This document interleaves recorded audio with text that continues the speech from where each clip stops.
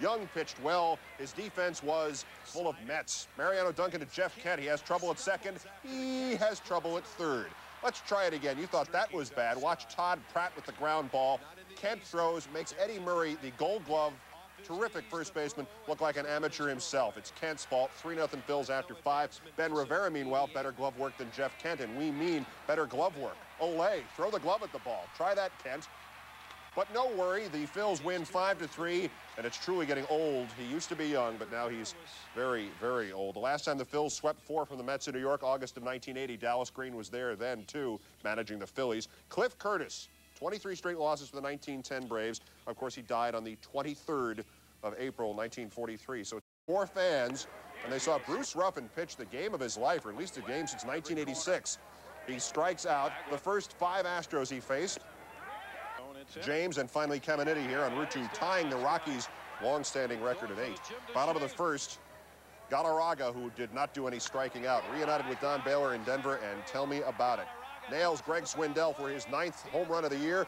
Bichette scores ahead of him. Rockies 2-0. It's 3-1 Colorado in the 8th. Bichette again off the end of the bat. It's Bagwell, and off the end of the glove, it's Bichette. 2 great catches from Dante and his Inferno. Bottom of the 8th, Colorado, 11 men to the plate, busting it open. Here's Bichette again, bringing home Eric Young. Back-to-back 4-hit games. In fact, he got 7 consecutive hits, which would also be a Rocky record. 3 in a row for the team, which is also a Rocky record. 20 wins this year, meaning they can't be worse than the 1899 Cleveland. 2-1 in the 3rd. He has Paul Wagner walk Dave Magadan to load the bases to face Destrade, who then grounds into a 3-6 to acrobatic 1 double play. But Rene Latchman in the Florida dugout did his own managing, a lefty-righty switch. Tied at 2 in the 7th. He sends in Greg Briley to face Blas Minor.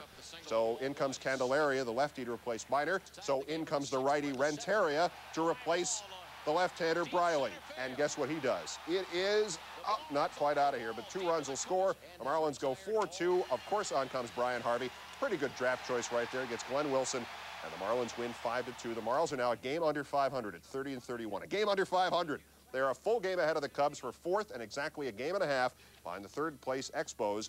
The Bucks, meanwhile, have lost 7 of the last 8. Not a bad day at the glove either. Tony Phillips at bat, and Fernandez deep in the hole and gets him at first. John Olerud's hitting streak, you say, in the 3rd inning. Olerud, the base hit off Mark Leiter. Roberto Alomar scores an 18-game hitting streak, a 400 average for Olerud now. Meanwhile, Fernandez at the bat. 2 men aboard in the 4th. He takes David Haas out. A 3-run shot to the upper deck. Jays up 10-4, and the Tony Fernandez show continues in the 9th. The ground rule double off Tom Bolton as the fan reaches out and grabs it. Paul Molitor scores.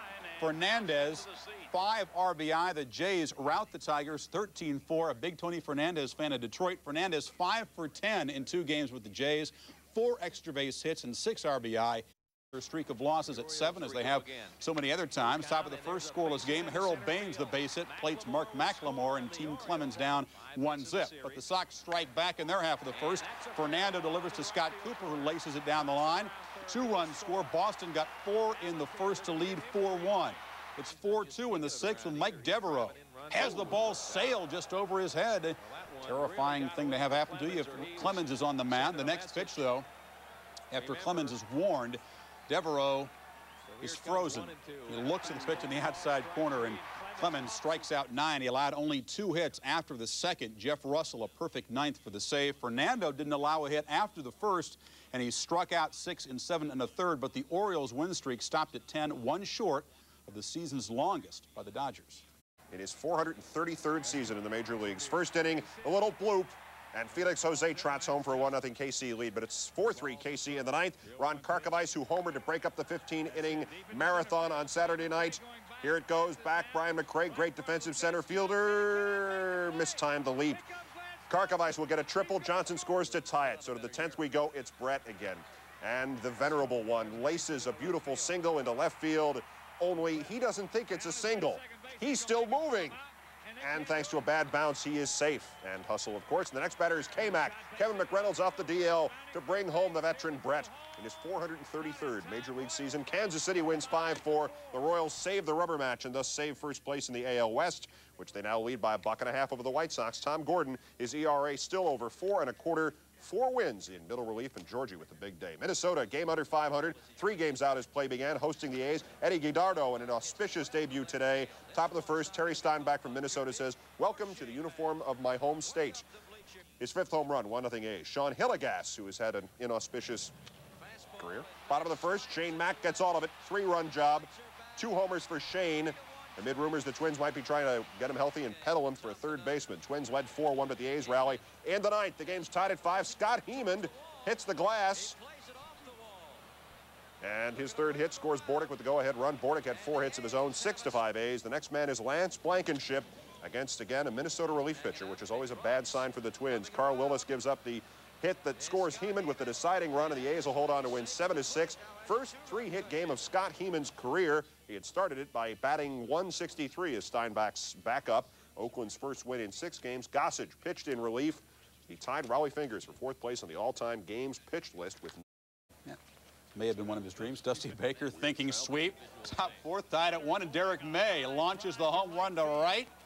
Number 7 on the season, 3-1 Cubs. The fan botching a chance and missing out on a souvenir. Bottom of the 5th, 3-2 Cubs. Benzinger up with the bases loaded. Delivers a little opposite field bloop. It drops in front of May. 2-run score. And then Bobby Bonds gives Benzinger a nice massage as the Giants take the lead 4-3. More on that later. Bottom of the 7th, Barry Bonds at the plate. And watch where this ball lands. He takes Mike Morgan into row 1 of deck 2 up there, his 17th of the season.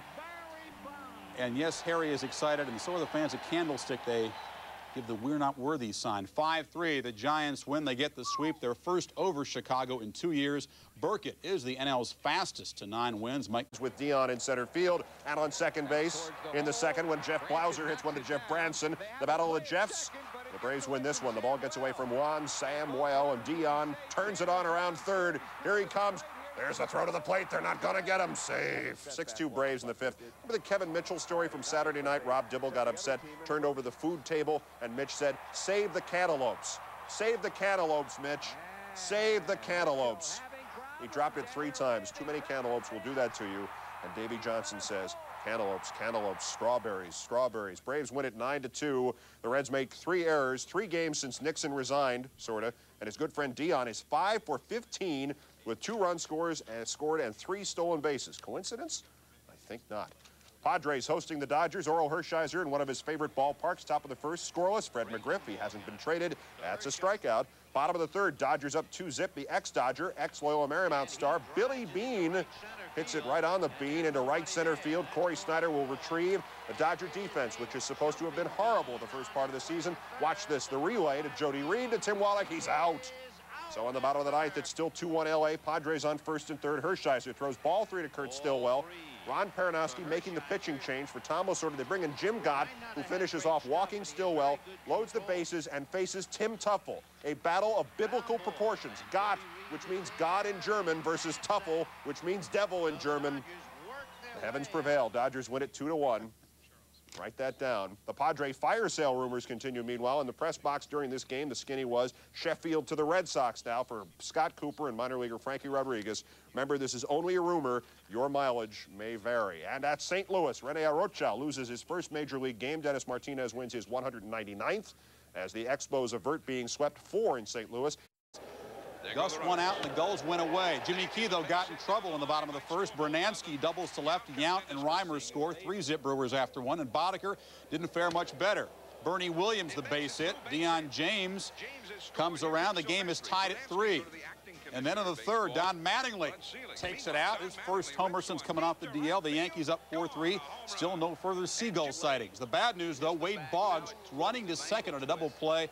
Left the game with a strained right quadricep. The Yankees left the ballpark with a 9-5 victory. They take 3 of 4 from the Brewers. Stanley, O'Neill, and James each had 2 hits and scored 2 runs for New York. Greg Vaughn 2 for 5 for Milwaukee. The Rangers beat the Indians 5-1. The Indians' win streak snapped at 4. The Rangers' losing streak snapped at 4. Baerga, he tried to say, extends his hitting streak to 16 games. In Anaheim, the Mariners and the Angels, do good things come in threes? I smell a theme.